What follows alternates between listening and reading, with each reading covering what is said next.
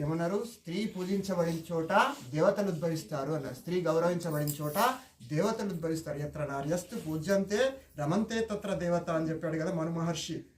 ఎక్కడైతే స్త్రీలు గౌరవించబడతారో అక్కడ దేవతలు ఉద్భవిస్తారు అని చెప్పి. కారణం ఏంటంటే ఇదే కారణం. స్త్రీ తెలుసుకుంటే ఎటువంటి వాళ్ళనంటే అటువంటి వాళ్ళని నిర్మాణం చేయగలుగుతుంది. వాళ్ళను ఎందుకు వంటింటికి చేసిరంటే, వంటింటి అంటే కేవలం వంట చేయడం కానీ కాదు, కుటుంబం గురించి పూర్తిగా ఆమె బాధ్యత అన్నమాట. ఎటువంటి స్త్రీకి యోగం తెలవాలి, స్త్రీకి గణితం తెలవాలి, స్త్రీకి ఆయుర్వేదం తెలవాలి.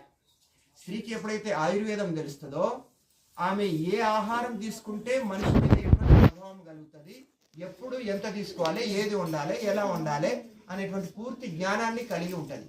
స్త్రీకి యోగం తెలిస్తే మనసును ఏ విధంగా, ఇంద్రియాలను ఏ విధంగా అదుపులో ఉంచుకోవాలి, సంతానాన్ని ఏ విధంగా పెంచాలి అని తెలుస్తుంది.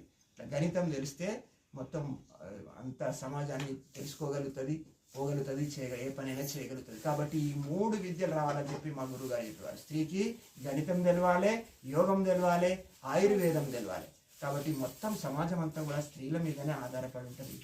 మనం అటువంటి వాళ్ళ యొక్క కథలు చదవాలి, అటువంటి వాళ్ళ గురించి తెలుసుకోవాలి, మన భారతీయ సంస్కృతి సభ్యతను ప్రచారం చేయాలి, మనం కూడా దాంట్లో భాగం కావాలి.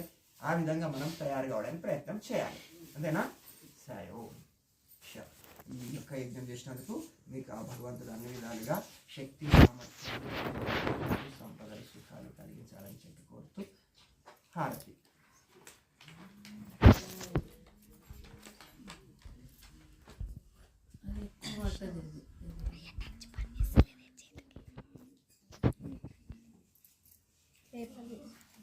పని చేస్తుంది